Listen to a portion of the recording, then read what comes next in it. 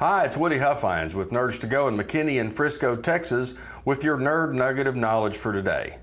And today's Nerd Nugget is, all this computer and technology stuff is just too hard for senior citizens. No, it's not.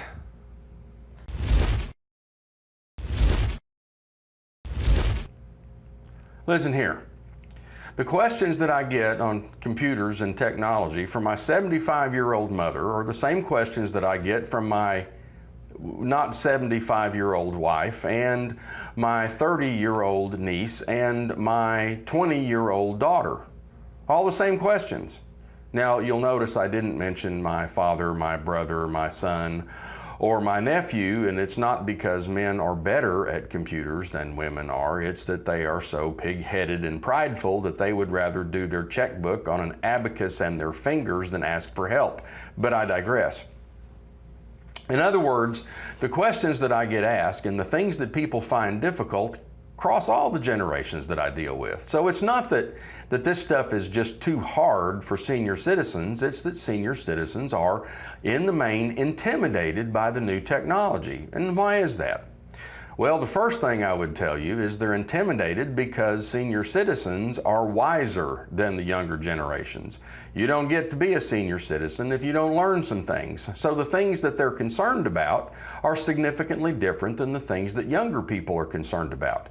And then the second piece is, it's new, but after doing a presentation a couple of 3 weeks ago, I had a lady come up and ask some questions, and she's 90 years old, and she told me that she just wasn't that smart about computer stuff.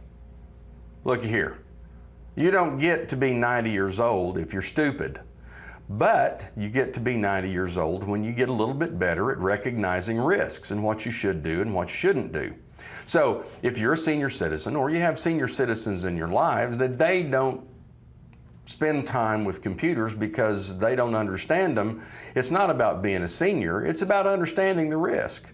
And we've got some information, and I'll tag it up here, on password management, some of the risk, things that you can learn. But the idea is the technology that we have available today, from navigation to shopping to research, especially social and social connections, is incredibly important to the senior citizens. There's been studies that show that senior citizens that are active on social media are more social in real life.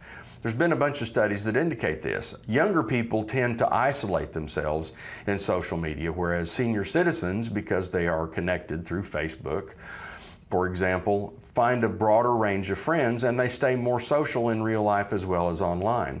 So if you are a senior citizen or you have senior citizens in your lives, teach them, spend some time, do some stuff on Facebook, and give them that social outlet.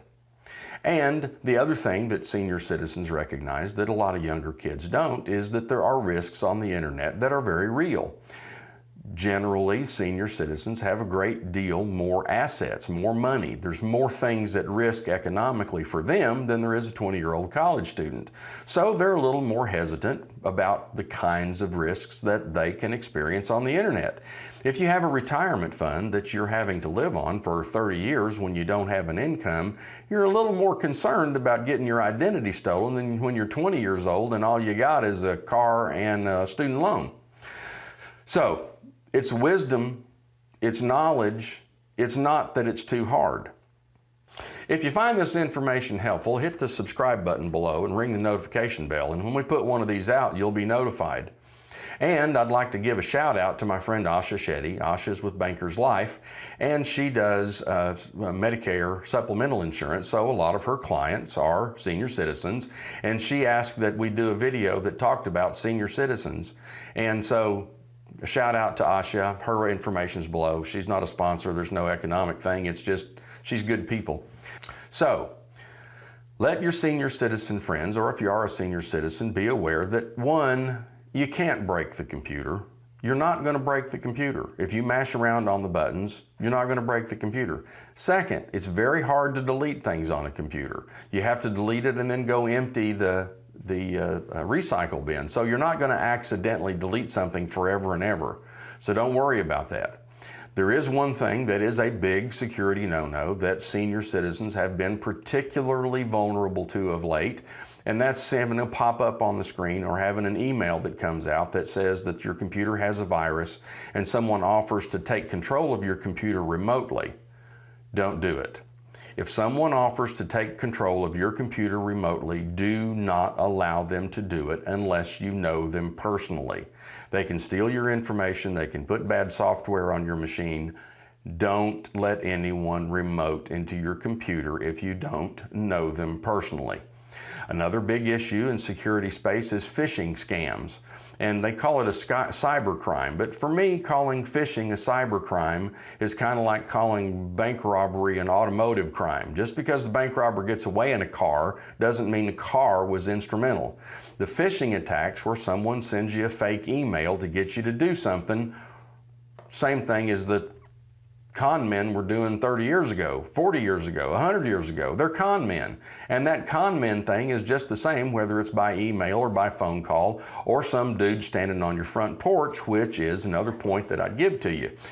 Video linked above that talks about that. But the bottom line is, don't do anything in email that you wouldn't do for some wingnut standing on your front porch after you rang your doorbell. Somebody walked up on your front porch and asked you for your username and password. You didn't know him from Adam's house cat. You wouldn't give it to him. Same thing's true of email. Don't give him any information that involves financial or personal information from an email. If you're worried about the email, and don't be worried about the email, the IRS is not going to contact you through email and ask for money. They're not. The sheriff's department is not going to call and tell you that there's a warrant for your arrest. They just show up and arrest you. So if you get an email that asks for information, if you get an email that asks for financial data, do what we call separating the channels of communication. If you get an email from your bank that says you're overdrawn, enter your information here. Don't call the email number. Don't call the number in the email to the bank, and don't enter that information. Look up the bank's website individually someplace else and find the phone number and then call your bank. Separate the channels of communication. If you get an email and you have a question, find a way to get a hold of that person that they purport to be through a separate channel of communication to find out if it's real. If you're overdrawn, your bank will know it, and if you call them, they'll tell you. But they'll also tell you if it's a scam if you're not overdrawn. That's called separating the channels of communication so that somebody doesn't trick you into doing something that's going to harm you in the long run. The next thing that I would tell you that's been a particular problem for seniors is people ask for payment using Amazon gift cards. No reputable company takes Amazon gift cards as a method of payment. So, separate channels of communication. Don't pay with Amazon gift cards. Get on Facebook. Connect with grandchildren. Connect with old friends from high school. Use that as a social thing that you can have fun with. This stuff's not too hard for senior citizens. Y'all go out and have fun with it. And if you're not a senior citizen but you know some senior citizens, help them out. Let them enjoy this technology bounty that we have in today's world. I'm Woody Huffines with Nerds to Go in McKinney in Frisco, Texas.